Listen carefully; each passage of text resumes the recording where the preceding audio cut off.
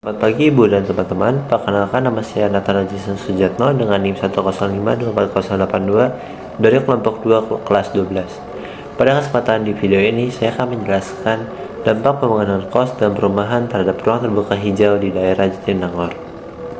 Pada kesempatan kali juga, saya akan membahas ada pendahuluan, teori dasar, analisis dan pembahasan, dan kesimpulan. Jatinangor merupakan sebuah kecamatan di Kabupaten Sumedang, Provinsi Jawa Barat. Jatinangor merupakan salah satu daerah di Bandung dan dikenal sebagai kawasan perkebunan. Jatinangor mulai dikenal oleh banyak orang karena Jatinangor merupakan tempat kampus-kampus ternama seperti Institut Teknologi Bandung, Universitas Pajajaran, Institut Pemerintahan Dalam Negeri, dan Institut Manajemen Koperasi Indonesia. Sering bertambahnya tahun, Jatinangor semakin ditinggali oleh mahasiswa-mahasiswa yang melakukan kuliah di tempat kampus tersebut. Namun, kebanyakan mahasiswa melakukan studi di Jatinangor tidak berasal dari daerah setempat, bahkan ada di Pulau Jawa. Oleh karena itu, banyak pembangunan kos untuk mahasiswa dapat ditinggali di Jatinangor. Namun, semakin banyak pembangunan kos, lahan hijau yang tersedia semakin menipis. Hal tersebut membuat Jatinangor bukan merupakan tempat kawasan perkebunan kembali.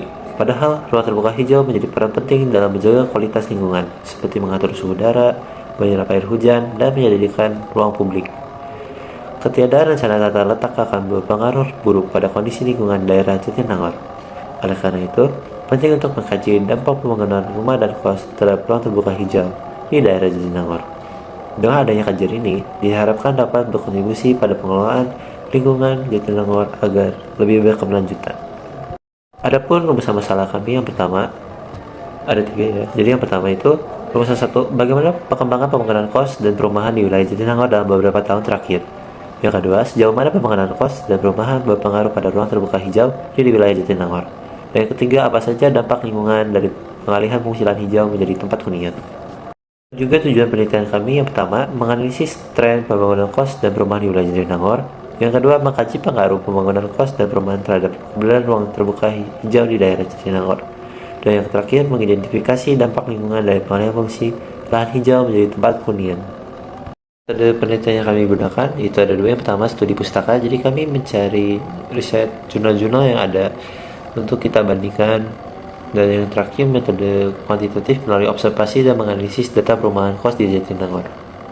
Kawasan terbuka hijau didirikan berdasarkan kebutuhan dan peruntukan dalam wilayah tersebut, tidak hanya untuk menjaga dan menyeimbangkan kondisi lingkungan dan atau ekosistem sekitarnya, tetapi juga menyediakan tempat untuk melakukan aktivitas sosial yang memadukan dengan estetika alam.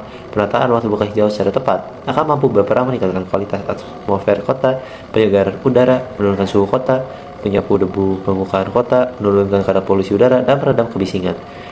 Ruang terbuka hijau atau RTH kota memiliki peranan sebagai penunjang tata guna dan pelestarian air, penunjang tata guna dan pelestarian tanah, serta penunjang pelestarian plasma. Meningkatkan konsep pembangunan ruang terbuka hijau, pembangunan berkelanjutan merupakan pendekatan pembangunan yang bertujuan untuk memenuhi kebutuhan generasi saat ini, tanpa mengorbankan kemampuan generasi mendatang dalam memenuhi kebutuhan mereka sendiri. Konsep ini menekankan pentingnya keseimbangan antara pertumbuhan ekonomi, pelestarian lingkungan, dan keadilan sosial.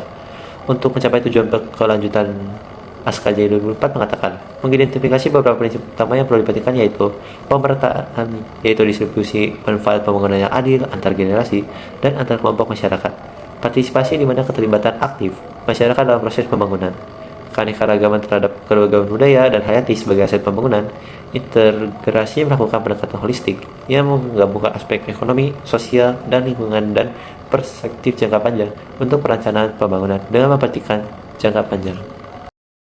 Memasuki bab 3, yaitu analisis dan pembahasan. Jadi di Jatinangor terdapat 12 desa. Yang pertama Cipacing, Sayang, Pekat Bali, Cinta Mulia, Cisempur, Jatimukti, Jatirote, Hegermanah, Cikeru, Cibesi, Cileles, dan Cilayung.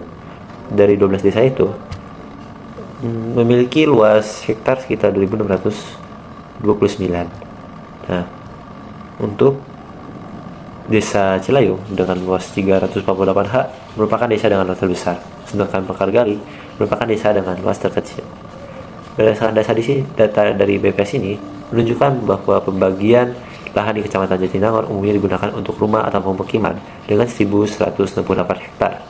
Ini menunjukkan hampir setengah dari total wilayah telah digunakan untuk kepentingan pemukiman. Contohnya pada desa Hegamanah dengan luas 1.001 hektar Disusuli dengan Desa Cintamulya dengan luas 134 hektar, Desa Cikeru dengan luas 131 hektar, dan paling sedikit penggunaan lahannya untuk pemukiman ada Desa Jatibukti dengan luas 40 hektar. Ketiga desa tersebut menggunakan lahannya untuk pembangunan kos atau perumahan. Terindikasi sebagai pusat konsentrasi pembangunan kos-kos atau perumahan mengingat kedekatannya dengan perguruan tinggi seperti Universitas Padjadjaran, IPDN, dan ITB Jatinangor. Pembangunan kos-kosan dan perumahan di Kecamatan Jatinangor meningkat seiring dengan meningkatnya jumlah mahasiswa dan pendatang. Data penggunaan lahan menunjukkan bahwa beberapa desa telah mengalami konversi lahan dari sawah, kebun, dan hutan menjadi pemukiman. Konversi ini memiliki dampak positif seperti meningkatnya ekonomi lokal, tumbuhnya UMKM, dan modernisasi infrastruktur. Namun, konversi ini membawa dampak negatif seperti berkurangnya lahan hijau dan pertanian, meningkatnya kepada penduduk, dan potensi banjir dan kerusakan lingkungan akibat alih fungsi lahan.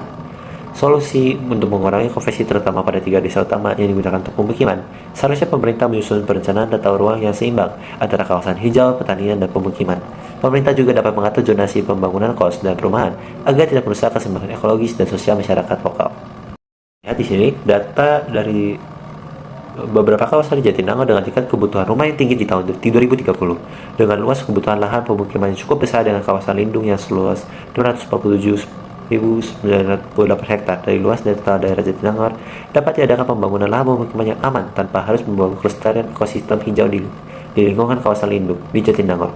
Kawasan yang luas ini juga memungkinkan kepada penduduk di desa atau kelurahan tersebut cenderung cukup kecil, sehingga tetap dapat menjaga kelestarian lingkungan hijau dari minimnya aktivitas masyarakat di lingkungan tersebut.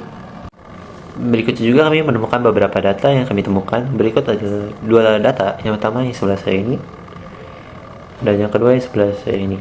Hutan adalah komponen utama dalam ruang terbuka hijau. Berdasarkan data di atas, penurunan drastis ini menunjukkan tekanan konversi lahan yang besar akibat alih fungsi menjadi pemukiman atau penggunaan lain.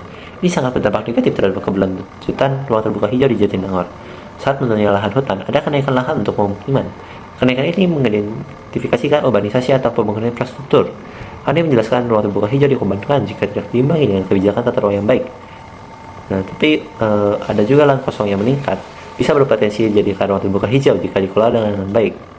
Lahan tanam juga meningkat dan dapat membawa dampak positif jika jenis tanamannya adalah vegetasi permanen yang dapat menunjukkan fungsi ekologis. Dalam masalah ini, pemerintah seharusnya tidak hanya fokus pada pembangunan urbanisasi dan infrastruktur yang tepat, yang pesat juga. Salah satunya lahan kosong yang semakin banyak bisa dimanfaatkan untuk membangun ruang terbuka hijau. Solusinya untuk pemerintah ini, kami menemukan bahwa saat ini sedang ada program yang melibatkan peran aktif masyarakat sebagai tenaga pendamping yang nantinya diharapkan dapat membantu dan bekerja sama. Kebijakan ini disebut CAPP RPP atau pendampingan Community Action Plan, rencana perumahan dan pemukiman. Masyarakat diharapkan terlibat dalam program ini supaya masyarakat dapat menggerakkan atau mempengaruhi warga lainnya. Muncul juga sebagai solusi. Kebijakan ini muncul untuk solusi yang tujuannya telah ditetapkan untuk meningkatkan kualitas hidup masyarakat Jatinangor yang terbebas dari masalah tata ruang. Analisis dalam pembahasan sebelumnya, kami mendapatkan beberapa kesimpulan, yaitu yang pertama, tren pembangunan kos dan perumahan di wilayah Jatinangor cenderung meningkat seiring dengan meningkatnya jumlah mahasiswa dan pendatang. Pembangunan kos dan perumahan di wilayah Jatinangor berdampak signifikan pada berkurangnya ruang terbuka hijau, khususnya pada bagian hutan yang berkurang sebanyak 50,17% selama 5 tahun terakhir. Dampak dari konversi lahan hijau menjadi lahan hunian adalah berkurangnya lahan hijau dan pertanian, meningkatnya kepadatan penduduk, dan meningkatkan potensi banjir dan kerusakan lingkungan akibat alih fungsi lahan. Saran dari kami, adapun manfaat yang diharapkan dari hasil kajian yang kami lakukan adalah bagi para pembaca, hasil dari makalah ini diharapkan dapat menambah pemahaman tentang dampak pembangunan kos dan perumahan di wilayah Jatinangor terhadap kondisi ruang terbuka hijau. Dalam upaya pengelolaan tata ruang terhadap pembangunan lahan pemukiman di wilayah Jatinangor, pemerintah hendaknya meningkatkan kesadaran masyarakat dalam mengelola ruang terbuka hijau. Selain itu juga diharapkan masyarakat di wilayah Jatinangor dapat berpartisipasi secara aktif dalam mengelola kondisi tata ruang untuk pembangunan perumahan dan kos bagi untuk meningkatkan mutu hidup masyarakat Jatinangor dan mewujudkan ruang terbuka hijau dalam meningkatkan lingkungan yang lebih sehat dan berkualitas. Sekian dari video kali ini, mohon maaf bila ada salah kata-kata. Sekian dan terima kasih.